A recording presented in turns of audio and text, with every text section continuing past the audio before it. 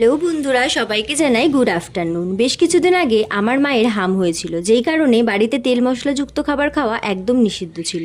রোজ রোজ আলু সেদ্ধ ভাত খেতে ভালো লাগছিল না, তাই আমি সহজ পদ্ধতিতে নিরামিষ বাঁধাকপিটা রান্না করে নিয়েছিলাম। ভিডিওতে তোমরা একটা শাকের ক্লিপ দেখলে, বলো তো শাকটার নাম কি? কড়াইতে 2 মগ মতো জল ঢেলে তাতে কুচিয়ে রাখা বাঁধাকপি আলু দিয়ে একটা থালার সাহায্যে এইভাবে ঢেকে সেদ্ধ হওয়ার জন্য রেখে দিয়েছিলাম।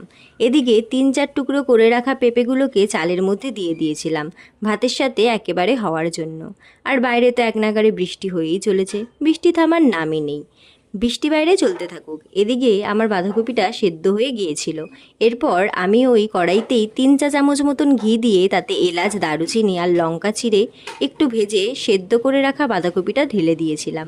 পরে আন্দাজ মতন নুন দিয়ে ভালো করে নেড়ে বানিয়ে নিয়েছিলাম নিরামিষ বাঁধাকপি। দেখতে সাদামাটা হলেও খেতে কিন্তু দারুণ হয়েছিল, তোমরাও ট্রাই করতে পারো।